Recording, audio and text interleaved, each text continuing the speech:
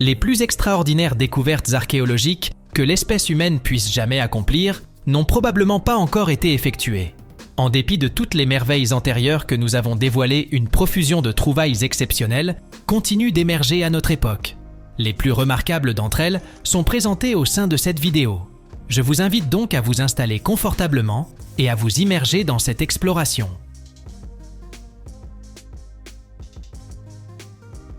L'épilation jouissait d'une grande popularité au sein de la civilisation romaine antique, comme l'a consigné le philosophe Sénèque au cours du 1er siècle de notre ère.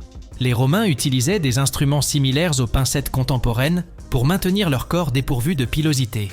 Une panoplie de 50 paires de ces anciennes pincettes, ainsi que d'autres outils d'hygiène corporelle, est actuellement exposée dans un musée à Wroxeter, fondé à l'époque de la Britannia romaine. Datant du 2e au 5e siècle de notre ère, ces pincettes constituaient une méthode d'épilation sûre, simple et économique, bien qu'inconfortable. Les raisons de cette pratique variaient au sein de l'Empire romain. Les femmes aspiraient à séduire, tandis que les hommes se concentraient sur des considérations esthétiques, notamment en matière de sport. Par exemple, les lutteurs romains et les athlètes pratiquant la lutte gréco-romaine étaient presque toujours dépourvus de pilosité corporelle. Wroxeter, autrefois la 4e plus grande agglomération de la Britannia romaine, a révélé une quantité considérable de ces pincettes lors de fouilles archéologiques, soulignant l'importance de la propreté et de l'élégance en tant que symbole de statut social dans la société romaine. L'exposition présente également des artefacts tels que des conduites d'eau, des ensembles cosmétiques, des flacons de parfum et d'autres objets significatifs offrant un aperçu du quotidien dans la Rome antique. Nous amorçons notre revue avec la nouvelle que des archéologues à Nördlingen en Bavière occidentale ont mis au jour une épée de l'âge du bronze particulièrement bien conservée, remontant à la fin du XIVe siècle avant notre ère durant l'âge du bronze moyen. La poignée octogonale en bronze de l'épée est dans un état de conservation exceptionnel, ayant préservé son éclat originel.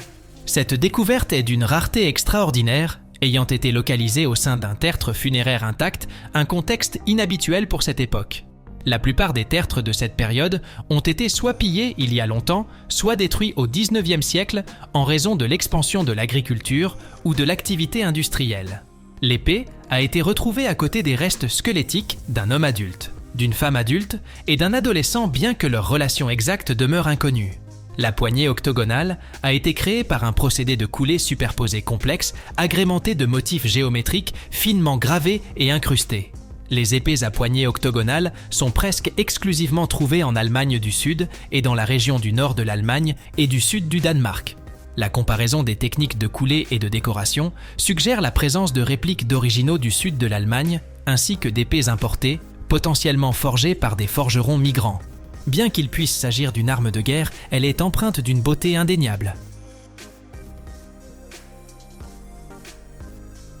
Revenons à la thématique des découvertes archéologiques romaines. Des archéologues dans la bourgade de Thérouanne en France ont mis à jour un antique quartier artisanal romain situé à proximité d'un canal. Ce site remarquablement préservé correspond à une zone d'artisanat florissante qui a existé il y a plus de 1700 ans pendant la période impériale initiale. Les fouilles ont révélé de nombreuses paires de chaussures en cuir, dotées de semelles cloutées, attestant de la présence d'un cordonnier dans les environs. De plus, des fragments de cuir découpés ont signalé l'existence d'un atelier de chaussures inachevé. Les raisons pour lesquelles cet atelier n'a jamais été terminé demeurent incertaines, car il semble que l'artisan disposait manifestement de suffisamment de chaussures à vendre. Le canal a également révélé la présence d'os bovins, suggérant l'existence d'une boucherie à proximité. Les archéologues ont en outre découvert une structure comportant des fours ainsi que 2 cylindres en verre bleu, indiquant la présence d'un atelier de verrier. Les ruines d'une autre voie de canal, ainsi que d'une autre structure de grande taille non identifiée, ont également été trouvées aux alentours. Cette découverte constitue la première mise à jour d'un canal antique dans la région du Nord-Pas-de-Calais. La préservation exceptionnelle de ce quartier artisanal fournit des indications précieuses sur les pratiques commerciales et artisanales romaines de l'époque.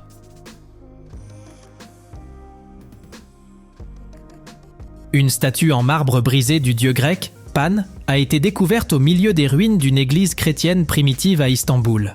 La sculpture représentant Pan, avec des cornes de chèvre et un torse nu en train de jouer d'une flûte de roseau, a été trouvée dans le remblai de l'église du VIe siècle de Saint-Polyeucte, l'une des plus grandes de Constantinople. Bien qu'il soit improbable qu'une église chrétienne ait conservé une statue d'une divinité païenne, l'emplacement est vraisemblablement le résultat d'une erreur moderne. Les ruines furent accidentellement mises au jour par des ouvriers construisant une route avoisinante dans les années 1960, et le remblai utilisé pour les recouvrir contenait probablement la statue intégrant ainsi l'artefact antique dans un contexte moderne.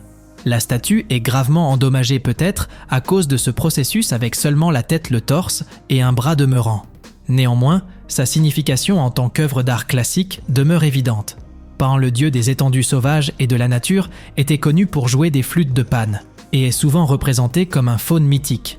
L'importation de sculptures classiques vers Constantinople a décliné après le VIe siècle à mesure que la culture chrétienne prenait de l'ascendant.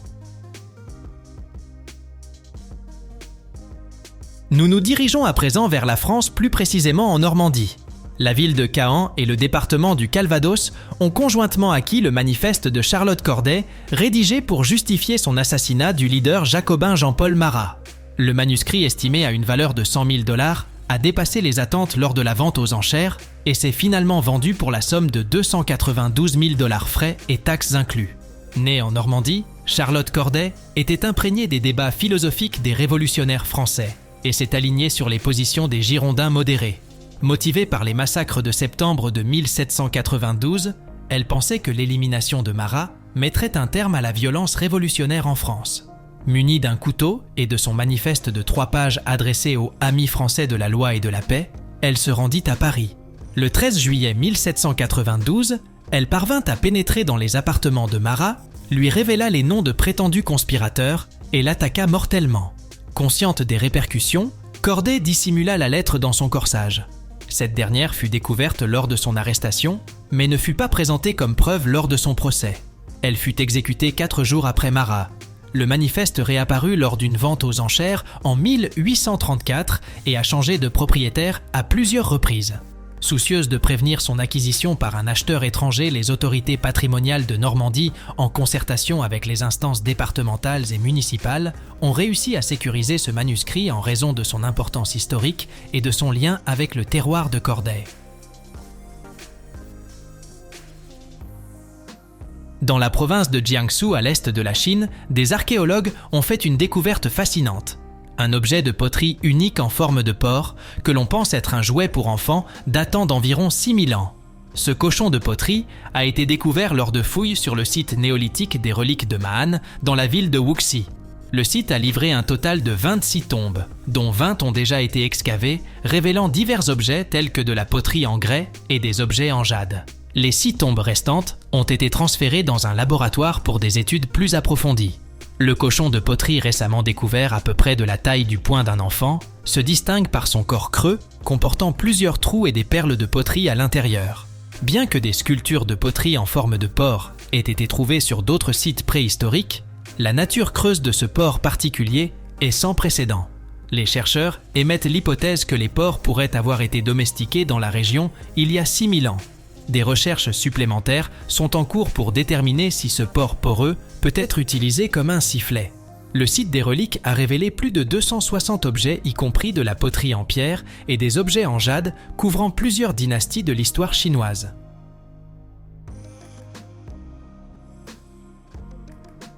Un phallus en pierre de 15 cm a été découvert au sein d'antiques ruines en Espagne et semble avoir servi à des fins violentes durant la guerre des Irmandiños.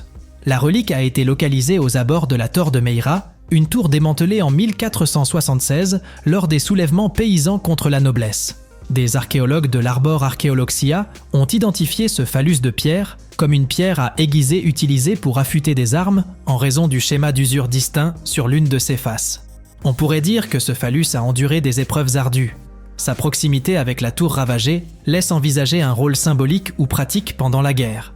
L'artefact incarne l'association entre la violence, les armes et la masculinité, reflétant les croyances du Moyen-Âge et leur résonance persistante dans la culture contemporaine. La découverte a eu lieu près de l'estuaire de la Ria de Vigo, une zone riche en trouvailles archéologiques couvrant diverses périodes historiques. Bien que rares dans le contexte européen médiéval, des symboles phalliques ont été exhumés sur d'anciens sites romains où ils servaient à des fins variées, allant d'expressions péjoratives à des amulettes protectrices et des symboles de fertilité. De manière similaire, les sociétés celtiques vénéraient les symboles phalliques comme des représentations de virilité et de puissance générative. Plus de 2000 figurines votives intactes ont été découvertes au sanctuaire de Déméter et Perséphone à Kythnos, une île grecque au fil d'une période s'étalant sur 7 siècles. Les fidèles ont déposé ces figurines d'argile représentant femmes, enfants, acteurs, animaux et divers autres motifs accompagnés de centaines de lampes, de vases miniatures, de bijoux et de récipients confectionnés en marbre, albâtre, cuivre, argent, os et verre.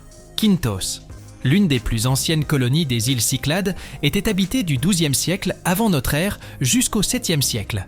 Le complexe du sanctuaire situé sur la partie septentrionale du plateau dominant l'océan a été érigé par étapes débutant au 7e siècle avant notre ère et demeurant actif jusqu'au 4e siècle. Parmi les découvertes, une stèle monumentale inscrite a été retrouvée probablement déplacée de son emplacement initial. L'inscription datant de la période hellénistique tardive porte le nom d'un magistrat vraisemblablement un fonctionnaire du sanctuaire. Les fouilles ont également révélé de la céramique de luxe importée, des lampes ornées et des fragments de vases rituels associés au culte de Déméter et Perséphone à Éleusis. La connexion entre le site de Kythnos et Éleusis, l'un des centres religieux les plus importants de la Grèce antique, demeure en partie incomprise. Aidant à lever le voile sur les mystères de l'Osaka antique, un remarquable masque en bois, datant du début du IIIe siècle, a fait son apparition au sein des ruines de Nishi-Iwata au Japon. Une véritable rareté, il s'agit seulement du 3e masque de ce genre jamais découvert dans le pays. Mis au jour lors d'une fouille préliminaire en vue de l'extension du monorail d'Osaka, l'exceptionnel état de conservation du masque est attribuable au terrain saturé d'eau dans lequel il s'était enfoncé il y a des siècles. Sculpté dans un seul bloc de cèdre, le masque présente des ouvertures pour les yeux et la bouche d'une grande finesse ainsi qu'une proéminence nasale marquée. Bien qu'il eût été beaucoup trop lourd pour être porté, on pense qu'il tenait un rôle cérémoniel lors de fêtes religieuses. L'éminent expert Kaoru Terasawa suggère qu'il symbolisait l'esprit divin d'une tête, une notion difficile à traduire du japonais, mais signifiant qu'il incarnait l'autorité de la royauté Yamato. À présent, cet artefact extraordinaire occupe une place de choix au musée préfectoral de la culture Yayoi à Izumi. Le masque a été exposé pour la première fois au début du mois de mai 2023, mais il n'est pas prévu qu'il y demeure longtemps. Des archéologues hongrois ont récemment fait une découverte sensationnelle. La tombe d'un médecin romain contenant une collection rare d'instruments chirurgicaux datant de presque 2 millénaires. Le site funéraire antique a été mis au jour près de la ville de Gesperani, à environ 80 km de Budapest. Les experts indiquent que la sépulture n'a pas été perturbée depuis plus de 2000 ans et contenait les restes d'un médecin romain âgé de 50 à 60 ans. Les vestiges squelettiques du docteur furent découverts à côté de coffres en bois renfermant une collection exceptionnelle de ses instruments médicaux, y compris des scalpels en alliage de cuivre à lames interchangeables, des pinces, des aiguilles et un second ensemble de scalpels. Une meule fut également trouvée qui aurait pu servir à la préparation de médicaments ou à l'aiguisage des nombreuses lames du médecin. Cette collection remarquable n'est que le 2e ensemble complet d'outils médicaux romains antiques jamais découvert, ce qui en dit long sur sa rareté et sa valeur.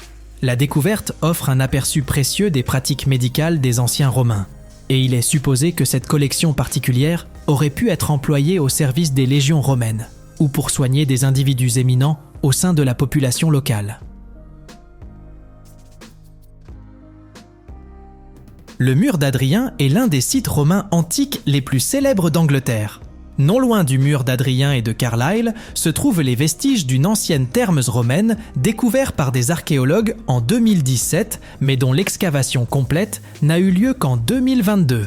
La démarche s'est avérée complexe, une portion des thermes se situant sous le terrain du Carlisle Cricket Club. Outre la mise au jour de tuyaux en terre cuite d'un hypocauste, de tuiles peintes et de marmites, autant d'objets que l'on s'attendrait à trouver dans des thermes romains. L'équipe a également découvert de somptueux bijoux, dont bon nombre sont gravés de motifs raffinés. On suppose que ces bijoux se sont détachés de bagues ou de colliers portés par les Romains qui se baignaient ici lorsque l'eau chaude a ramolli la colle, les maintenant en place. Par la suite, Ils ont été emportés par les canalisations lors du nettoyage des bassins. Des joyaux de cette sorte sont connus sous le nom d'intailles. Ceux retrouvés ici datent soit du IIe, soit du IIIe siècle.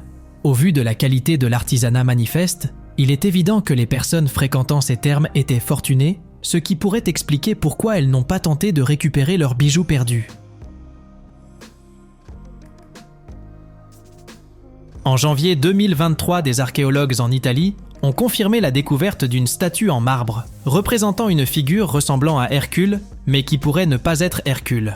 La découverte a été faite sur la Via Appia Antica, la plus ancienne des voies s'éloignant de Rome. La figure représentée sur la statue porte une peau de lion sur la tête à la manière d'un couvre-chef et ses pattes sont nouées autour de son cou comme une écharpe. Bien que cette représentation soit en accord avec d'autres représentations romaines d'Hercule, les traits du visage de la statue ne correspondent pas à ceux d'autres statues romaines d'Hercule.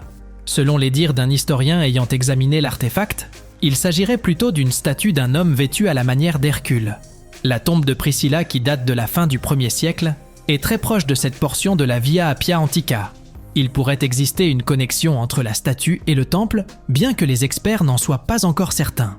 Ils pensent néanmoins avoir une idée de l'identité de l'homme qu'elle représente. Le visage de cette statue présente une ressemblance avec ceux des statues de Trajan Désius, qui devint empereur en 249, mais perdit la vie à la bataille d'Aberdis 2 années plus tard. Abonnez-vous à la chaîne et activez les notifications et vous serez les premiers à être informés lorsqu'une nouvelle vidéo sera publiée. Je vous remercie de votre attention.